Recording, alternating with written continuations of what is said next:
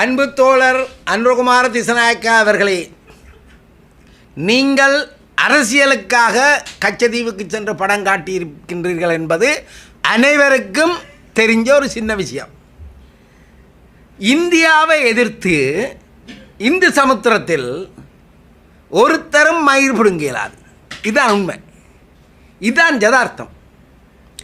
அன்பு தம்பி விஜய் அவர்கள் எங்களுடைய மண்ணின் அன்புக்கும் மதிப்பிற்கும் உரிய மருமகன்.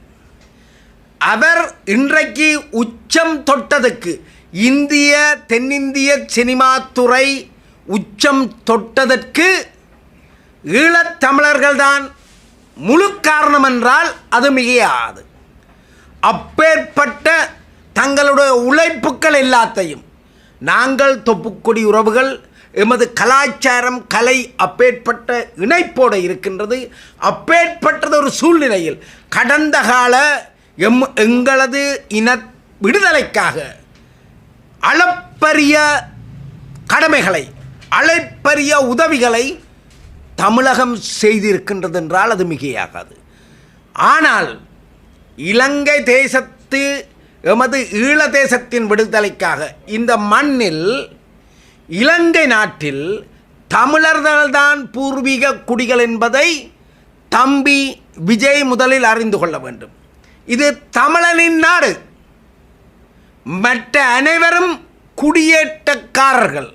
அப்பேற்பட்ட இந்த மண்ணின் விடுதலைக்காக இந்த தேசம் பல்லாயிரக்கணக்கான இளைஞர்களையும் லட்சக்கணக்கான மக்கள்களையும் எண்ணிலடங்கா சொத்துக்களையும் இழந்து நிற்கின்றது. செம்மணி படுகொலையாக இருக்கட்டும், முள்ளிவாக்கால் படுகொலையாக இருக்கட்டும், அன்பு தம்பி விஜய் அவர்கள் உரத்து குரல் கொடுக்க வேண்டும். எமது இனத்தின் சர்வதேச விசாரணைக்கு தன்னாலான அனைத்து அழுத்தங்களையும் இந்திய தேசத்து அரசியலில் செய்ய வேண்டும். அன்பு தம்பி விஜய் அவர்களை இந்திய நாட்டின் தமிழகத்தின் முதல்வராக ஈழத்தமிழர்கள் பார்ப்பதில் ஆசைப்படுவார்கள், விருப்பப்படுவார்கள். ஏன்? எங்களது மண்ணின் மருமகன் நீ.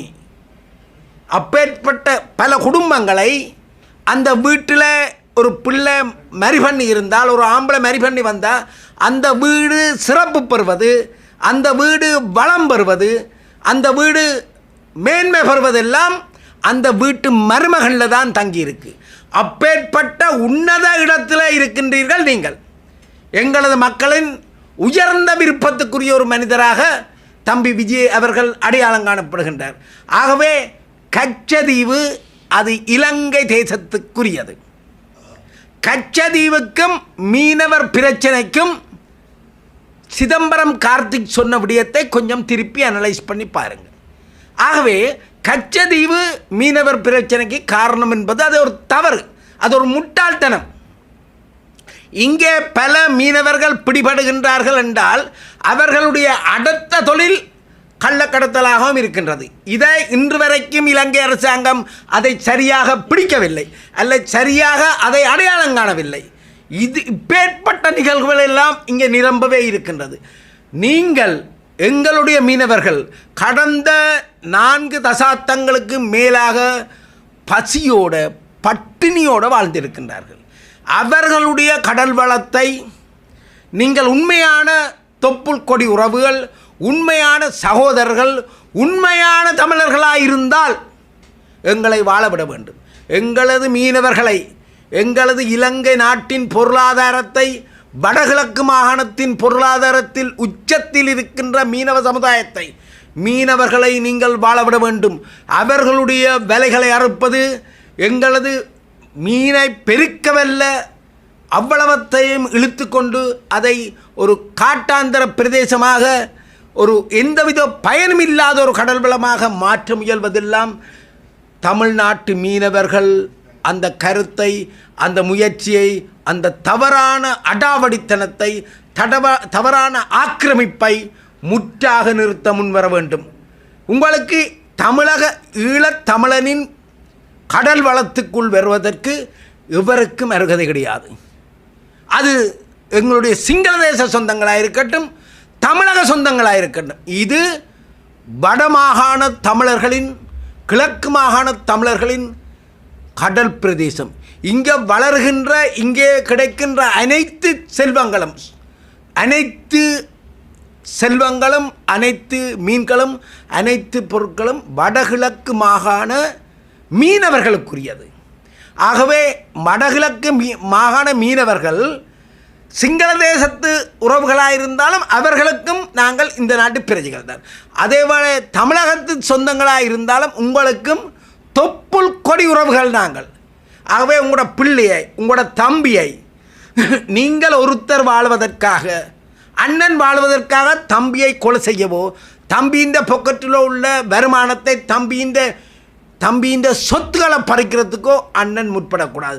ஒரு நியாயமான, நேர்மையான, ஒரு நல்ல குடும்ப உறவு இருக்கணும் என்றால் அண்ணன் தம்பியின் உரிமைகளை விட்டு கொடுக்க வேண்டும். ஆகவே எங்களுடைய இறைமைக்குள் நீங்கள் வராதீர்கள். முதலமைச்சர் ஸ்டாலின் சொல்லலாம், எல்லாரும் சொல்லலாம், உங்களுடைய கப்பலை, எங்களுடைய தமிழகத்து மீனவர்களின் கப்பலை இங்கே பிடித்து வைக்கிறது எங்களுக்கு விருப்பம் கிடையாது. அதை நாளைக்கே ரிலீஸ் பண்ணாலும் எங்களோட மக்களுக்கு விருப்பம். உங்களோட கப்பலை பிடிச்சி எல்லாம் அநியாயமாக போகுது, அதுதான் இல்லை. ஆனால் எங்களோட மீனவற்றை வெளியே வந்தால் இருக்காதீங்க. எங்களோட மீனவர் குறித்தான இறமைகளை, எங்களோட எல்லைகளுக்குள்ளே நீங்கள் வராதிங்க. உங்களுக்கு முழு கப்பல்களை உடனடியாக கொடுத்தாலும் எங்களுக்கு 100% சந்தோஷம். ஆனால் எங்களுடைய இறைமைகளை, எங்களுடைய கச்சதீவை, எங்களுடைய பிரதேசத்தை, இந்த பிரதேசத்தில் வாழ்வதற்காக பல்லாயிரக்கணக்கான விடுதலை புலிகள், போராளிகள், லட்சோப லட்சம் மக்கள், கோடானு கோடி சொத்துக்களை இழந்து நாங்கள் தமிழக மக்கள், ஈழத்தமிழ் மக்கள் வாழ்ந்து கொண்டிருக்கின்றோம் என்பதை தமிழக மக்களும் புரிந்து கொள்ள வேண்டும்.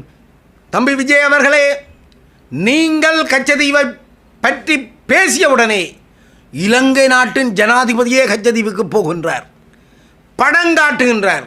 உங்களுடைய குரலுக்கு, உங்களுடைய ஒரு சொல்லுக்கு எப்பேற்பட்ட ஈர்ப்பு சக்தி இருக்கின்றது என்பதை நீங்கள் புரிந்து கொள்ள வேண்டும்.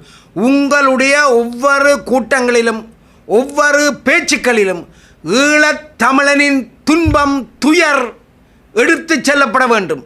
செம்மணி கொலைகளை பற்றி, சர்வதேச விசாரணைகளை பற்றி, முள்ளிவாய்க்கால் படுகொலைகளை பற்றி, தமிழினம் பட்டு கொண்டிருக்கின்ற, துயரப்பட்டு கொண்டிருக்கின்ற, துன்பப்பட்டு கொண்டிருக்கிற சொல்லனா துயரங்களை ஒவ்வொரு கூட்டங்களிலும், ஒவ்வொரு சந்தர்ப்பங்களிலும் நீங்கள் வெளிக்கொணர வேண்டும் என அடக்குமுறைகளுக்கு எதிரான ஜனநாயக அமைப்பு வேண்டி நிற்கின்றது.